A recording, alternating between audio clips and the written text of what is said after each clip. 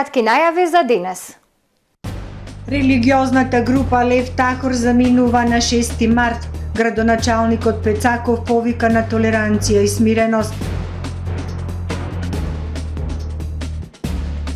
Не постои директна закана за безбедноста на Македонија. Пендаровски и Ковачевски се осуда за воените дејствија на Русија во Украина. Охрид СОС бараат ревидирање на границите на студенчишкото блато.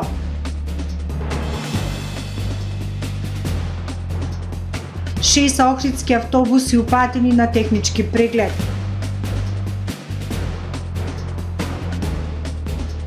Сретот на рап на голем воен конфликт. Со содржините на дневникот започнуваме повременската прогноза. Гледајте не.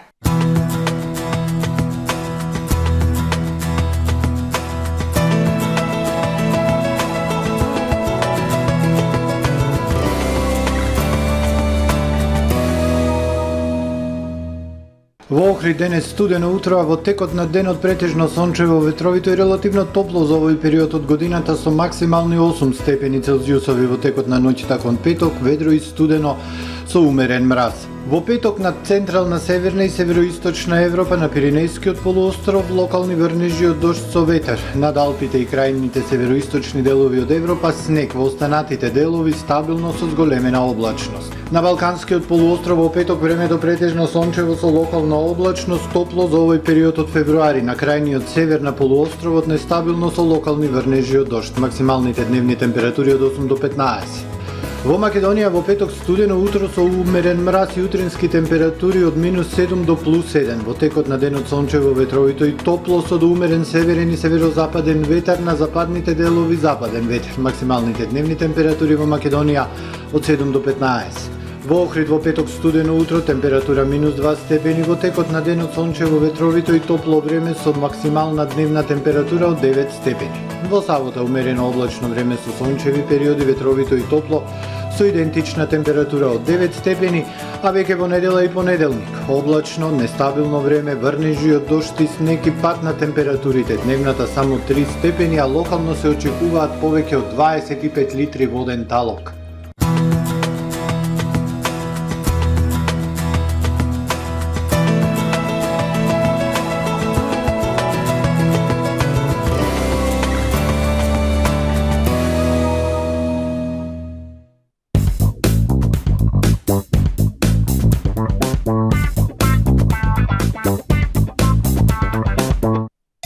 Вашите омилени зрнести и јаткасти производи, сушено овоше и здрава храна од брендот Бако во Охрид и Струга. Пробајте го и чоколадниот асортиман од наше производство, како и турската делиција Локумот. Освен во нашите продавници, дел од палетата на производи од Бако можете да најдете во маркетите Стокомак, Гега, Кам, Нето, Бабуш, Миса и други маркети. Вкус што не се заборава. Бако во Охрид и Струга. Добре дојдовте во светот на Кармен Бау Центар. Во безпрекорно уреден продажен простор, купувањето во еден Бау Центар никогаш не било попријатно. Покрај стандардниот избор на фасадните системи Кнауф и Бекамент, ви нудиме богат избор на професионален алат на реномираните производители Bosch и Divol. Со гордост ви го представуваме нашиот шоурум Мараци, со најголем избор на плочки од Мараци и санитарија од светски познатите брендови Грое, Колпасан, Идеал Стандард, Рока, Унитас. На располагање ви е нашиот архитект, кој ќе ви помогне во осмислување на вашиот проект. Располагаме со најбогатата палета на ламинат во државава. Одберете од 100 различни дизајни на Свис Кроно.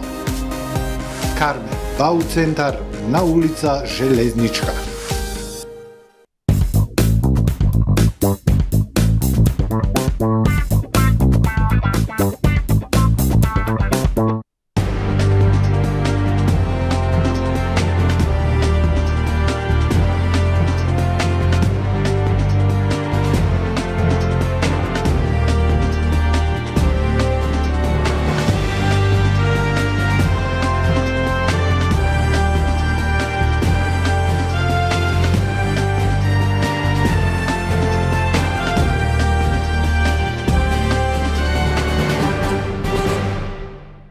Добар ден, прво издание на Дневникот на ТВМ. Градоначалникот на Охрид Кирил Пецаков, Дебарско-Кичевската епархија и СВР Охрид ги повикаа жителите на Лакочереј на толеранција и смиреност. Уверува дека религиозната група Лев Тахор, сместена во селото, не представува никаква опасност и ќе ја напушти државата на 6 март. Градоначалникот на Охрид, Дебарско-Кичевската епархија и СВР Охрид ги повикаа жителите на Лакочереј на толеранција и смиреност. Еврејската религиозна група Лев Тахор, која е сместена во хотел во селото, не представува опасност ниту закана кон локалното население, уверуваат од охридската полиција. На 6 март им истекува двонеделниот договор за сместување. Потоа 37 членови на групата, од кои 17 се деца, ќе ја напуштат земјава. Ова се заклучуците од утринскиот состанок на барање на градоначалникот Пецаков, на кој присуствуваа представници на СВР Охрид, местното население и Дебарско-Кичевската епархија.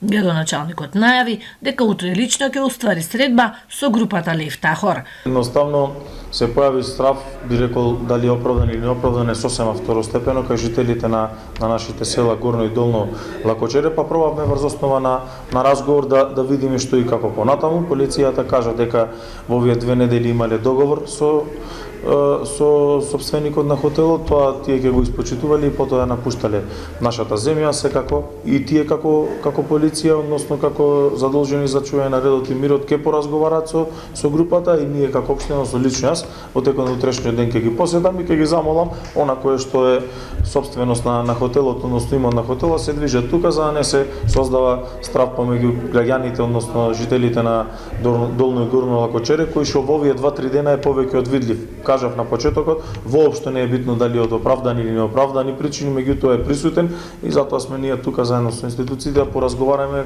и да ги смириме, да кажам, страстите. Дебарско-Кичевската епархија ги повика жителите на Охридско да ја прифатат религиозната група како туристи. Велат тие не се закана за овдешните верници.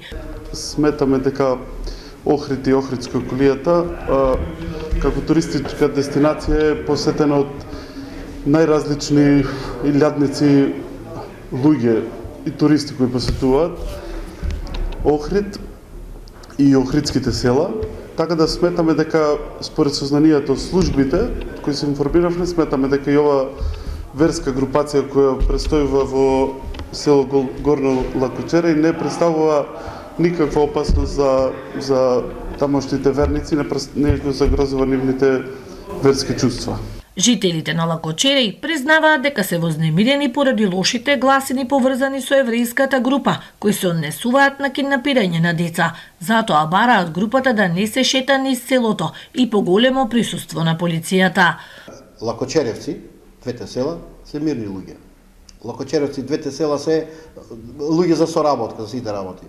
Но, тој мит што се направи кај тие луѓе, читањето по медиуми, створи голем страв и паника кај луѓево. Нашата цел не беше ние луѓево да земеме за рака да ги бркаме, и тие имаат некое право, туристичко право да се атуја. Но тој страв нас не наведе да побараме заштита од полицијата, луѓево да не вршат обреди, мисии, како да ги наречам, низ 2 села. Обеќаното дека на 14 дена по завршувањето на договорот од хотелот дека нема да се продолжи, значи тоа обеќање да се одржи, да се исполни. Значи во тие 14 дена никој нити отишол, нити ќе отиде да ги луѓето омаловажува, навредува или напаѓа. Охридската полиција најави постојано присуство на полициски патрули низ селото со цел смирување на стравот кај местното население. Студенчишкото блато мора да се заштити во склад со начелата за одржлив развој. Реагираат од граѓанската иницијатива Охрид СОС. Ги повикуваат институциите да работат професионално и да останат доследни на обврските кои произлегуваат од нивната должност. Постои начин да се заштитат и приватниот и јавниот интерес. Потенцираат дека границите на заштитеното подрачје мора да се ревидира и да се совпаднат со границите на Рамсарскиот локалитет Охридско езеро со студенчишко блато, со што ќе се овозможи вистинска заштита и идна рехабилитација на блатото, а не негово системско уништување. Од граѓанската иницијатива Охрид СОС реагираат во врска вчерашната расправа по нацрт законот за прогласување на студенчишкото блато за парк на природата, категорија 4 според законот за заштита на природата. Вела дека она што го слушнале на вчерашната расправа е разочарувачки доказ за децениското отсуство на институционалната заштита и реедукација за значењето и вредностите на нашиот единствен УНЕСКО регион.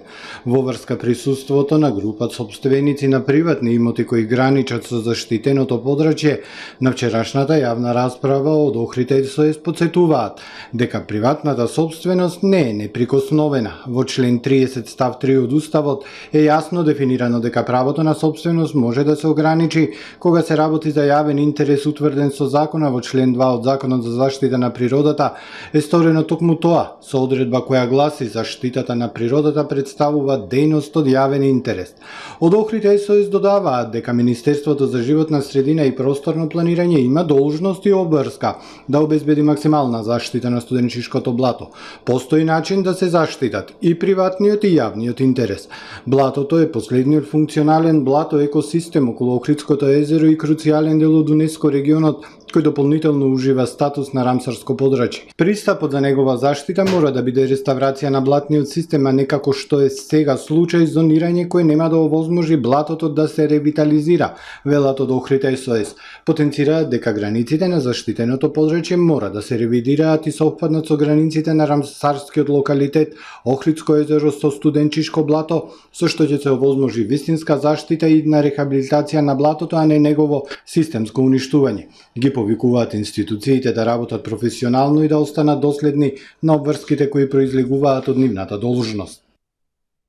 Екипите на јавното предпријатие Охридски комуналец денес започнаа со чистење на речното корито на реката Сушица и околниот простор. Екипите на јавното предпријатие во текот на денешниот ден пристапија кон машинско расчистување на речното корито на реката Сушица, како и подигнување на расфрланиот тешко разградлив отпад во околниот простор од коритото. Исто така го расчистуваа потегот од пресекот со улицата Живко Чинго до пресекот со улицата Железничка. Постигнат е договор за намалување на цената за акредитација на приватните здравствени установи, информираат од Министерството за здравство. Ова решение беше резултат на согледувањето на актуелната економска криза во екот на ковид пандемијата, како и се поголемите сметки за електрична енергија што во последните месеци ги плаќаат здравствените установи. На денешниот работен состанок одржан во Министерството за здравство меѓу директорката на Агенцијата за квалитет и акредитација за здравствени установи Мерал Исмаили, представникот Лири Мисахи и заменик министерот за здравство доцент доктор Владимир Рендевски, на кој учествуваше и директорката на Државниот санитарен и државен инспекторат доктор Ирина Бухова, е постигнат договор за намалување на цената за акредитација на приватните здравствени установи. Ова решение беше резултат на согледувањето на актуелната економска криза во екот на ковид пандемијата, како и се поголемите сметки за електрична енергија, што во последните месеци ги плаќаат здравствените установи, велат од Министерството. На состанокот исто така беше констатирана важноста на процесот за имплементирање на акредитацијата на установите во здравството со крајна цел подигнување на нивото на здравствените стандарди и пружање по квалитетни здравствени услуги. Од Министерството за здравство соопштуваа дека првиот работен состанок со приватните лекари, стоматолози и гинеколози е закажан за утре во 14 часот и 30 минути. Работните групи ќе ги води заменик министерот Владимир Рендевски, представниците од трите сегменти на приватните здравствени установи, представник од Фондот за здравствено осигурување и представник на Лекарската комора на Република Северна Македонија. Дополнително во работниот процес ќе бидат вклучувани и други експертски тимови. СВР Охрид спроведе акцијски контроли на автобуси и други возила што вршат јавен превоз на патници. На 23 февруари 2022 во периодот од 8 до 12 часот на подрачјето на СВР Охрид спроведени се акцијски контроли на автобуси и други возила што вршат јавен превоз на патници. При тоа на вонреден технички преглед биле испратени 16 автобуси, 6 во Охрид, 7 во Струга, 2 во Кичево и 1 во Дебар, а кај 4 автобуси констатирани се технички неисправности на уредот за стопирање. 1 во Охрид, Струга 1, Кичево и Дебар исто така по 1. Против возачите и правните субјекти поднесени се соодветни платни налози. Струшката национална установа Центар за култура Браќа Миладиновци ќе реализира бројни проекти од областа на културата. Оваа година Центарот доби двојно повеќе средства во споредба со минатата година. Меѓу бројните проекти за поддршка на културните дејности е подновување на фолклористите со нови носии, а ќе се реконструира и летната сцена пред Центарот. 2 милиони денари доби Струшката национална установа Центар за култура Браќа Миладиновци од ресорното министерство за финансирање проекти од областа на културата за 2022 година. Доделени се двојно повеќе средства за културата во споредба со минатата година како поддршка за сите активности во творештвото. Станува збор за одржување на традиционалните фестивали кои што секоја година се одржуваат во Центарот за култура, а има и нови проекти кои се планираат да се одржат за оваа година, информира Николина Велковска-Глигоровска, директорка на Центарот за култура. Во соработка со Сојузот на композитори на Македонија, тоа е во музичко-стенската дејност, концертот му од роден крај. Тука станува збор за одбележување на 75 години од Сојузот на композиторите на Македонија и секако представување на творештвата на композитори кои што потекнуваат од Струга и од Струшкиот регион. Финансиска поддршка ќе има и мултиетничкиот фестивал за деца.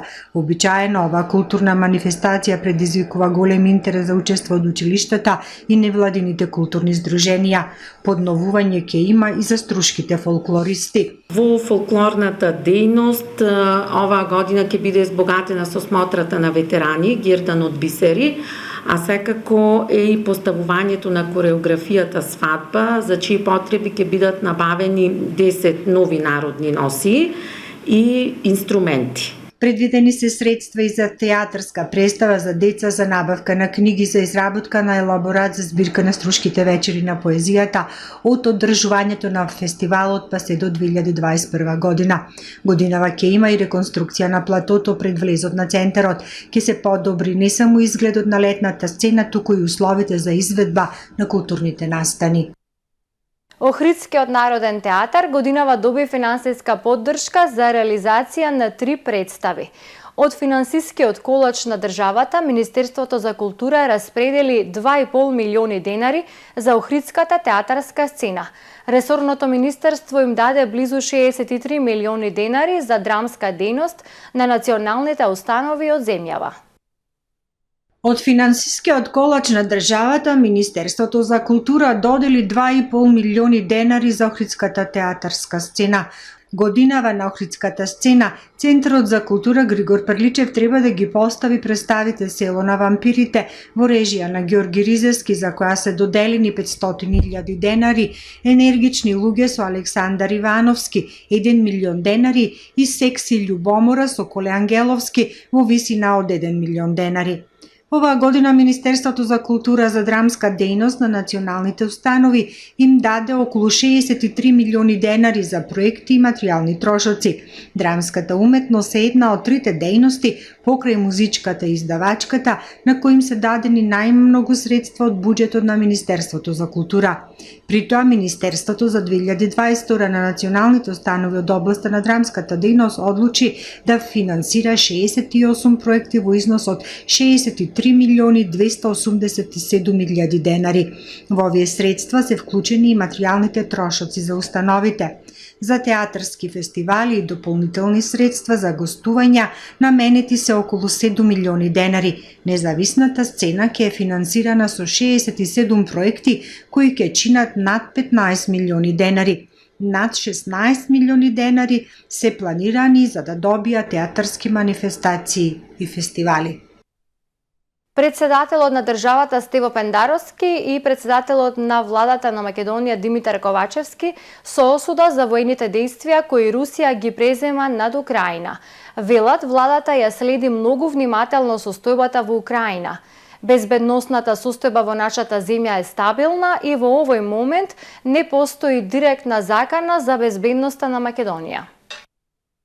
Председателот Стево Пендаровски соосуда за воените действија кои Русија ги презема над Украина, што неизбежно ќе водат кон ненадместлива загуба на човечки живот и материјална штета. Инвазијата на Украина од страна на Русија е напад на територијалниот интегритет и суверенитет на Украина, сериозна повреда на основните принципи на меѓународното право, удар врз демократскиот поредок и закана за стабилноста на Европа. Како НАТО членка се приклучуваме кон повикот на Алијансата насочен кон Русија за прекин на воените действија на територијата на Украина, напиша на својот Facebook профил председателот Пендаровски. Во име на граѓаните на Северна Македонија изразувам солидарност со украинскиот народ во овие тешки времиња, додаде тој. Председателот на владата на Северна Македонија Димитар Ковачевски на социјалните мрежи го осуди чинот на отворената воена агресија на Руската Федерација на Украина. Го осудувам чинот на отворена воена агресија од страна на Русија врз Украина. Војната е најлош начин за решавање на недоразбирањата, а агресијата врз Украина е закана и за европскиот и за светскиот мир, кажа премиерот Ковачевски. Владата ја следи многу внимателно состојбата во Украина. Безбедносната состојба во нашата земја е стабилна и во овој момент не постои директна закана за безбедноста на Северна Македонија. Денес се одржа и седница на Советот за безбедност, на која се дискутираше за руската агресија врз Украина. А во продолжение да ги погледнеме и вестите од светот. Најмалку 8 лица загинаа, 9 се ранети во руските гранатирања во Тринава, изјави советник на министерот за внатрешни работи на Украина, откако Русија изврши масовен воздушен и копнен напад врз соседната земја. Руските сили ја нападнаа Украина од Белорусија и од Русија со белоруска подршка околу 5 часот наутро по локално време. Сепаратистите во Украина соопштија дека зазеле мали градови во Луганс, а властите во Киев потврдија дека проруските сили напредувале на територијата под контрола на владините сили. Руските воени сили ја гранатираа источна Украина, но ситуацијата е под контрола, објави главниот штаб на украинската армија на Facebook, додавајќи дека руските војници не се истовариле во пристанишниот град Одеса на Црното море. Украинскиот председател Володомир Зеленски повика на итни санкции за Москва и на Твитер повика на одбранбена помош и финансиска подршка по телефонските разговори со западните лидери. Целта на руската офанзивна воена акција е да се уништи украинската држава, насилно да се окупира украинска територија и да се воспостави окупацијска контрола. Руската војска врши напади врз мирните украински градови од различни правци, вклучувајќи ги привремено окупираните Донбас и Крим, како и од североисточниот регион, соопшти Украинското министерство за надворешни работи. Руското министерство за одбрана пак денеска соопшти дека нивните воздушни напади не биле насочени кон цивили и не представуваат закана за цивилите. Рускиот председател Владимир Путин зборуваше за нападот врз Украина и рече дека секоја земја што ќе одлучи да интервенира ќе се соочи со огромни последици. Решивме да започнеме специјална воена акција насочена кон демилитаризација и денацификација на Украина, рече Путин. За секој кој би помислил на мешање однадвор, ако го стори тоа, ќе се соочи со последици најголеми во неговата историја. Сите релевантни одлуки се донесени, додаде рускиот председател. Лидерите на Европската Унија денес ќе одржат итен самит на кој ќе разговараат за тоа што да се прави следно во врска со признавањето од страна на Русија на два одцепени региони во источна Украина, откако Унијата вчера ја одобри првата ограничена рунда санкции. Американскиот председател Џо Бајден ќе стапи во контакт со своите колеги од Г7 до групата да наметне построги мерки против Русија, откако председателот Владимир Путин започна, како што Бајден ја нарече, војна со предумисла против Украина. Бајден, кој разговараше со украинскиот председател Зеленски рано утрово, рече дека САД и нејзините сојузници ќе одговорат на обединет и решителен начин на, како што рече, неиспровоцираниот и неоправдан напад на руските воени сили врз Украина. НАТО ќе има итен состанок по почетокот на руската инвазија во Украина, а генералниот секретар на НАТО Јенс Столтенберг утрово остро го осуди рускиот напад врз Украина, кој што става во ризик безбројни цивилни жртви. Фотографиите од Киев покажуваат долги редици на автомобили додека жителите бегаат од градот кој утрово беше цел на руски ракетирања. Густиот сообраќај е во правец на запад додека експлозии се слушаат во источниот дел на градот кон аеродромот Бориспил. Русија утрово ја започна операцијата во Украина која се наоѓа од северот, истокот и југот. Снимките кои ги објави украинската гранична служба покажаа влегување на воени конвои од Белорусија и од полуостровот Крим. Руските трупи веќе влегле во северните и источните региони на Украина. Почнувајќи од 1 март годинава, земите членки на Европската Унија се согласија да ја отстранат забраната за несуштинско патување за граѓаните од трети земји кои се вакцинирани против COVID-19 и за оние кои се опоравиле од вирусот, се наведува на официјалната страна на визните прашања на Унијата. Земјите на Европската Унија се согласија да ги отворат своите граници за патници надвор од блокот кои примиле вакцини против COVID-19 одобрени од Светската здравствена организација, олеснувајќи ги ограничувањата и за оние кои примиле индиски и кинески вакцини. Сите патници мора да бидат вакцинирани најмалку 14 дена пред нивното патување во земја на Европската Унија, но најмногу 270 дена пред, за да им биде дозволено да влезат како вакцинирани лица. Оние чиј датум на вакцинација е постар од 9 месеци мора да добијат бустер доза за да им биде дозволен влез во земјата. Заврши првиот дневник на ТВМ. Ви благодарам што не следевте. Довидување.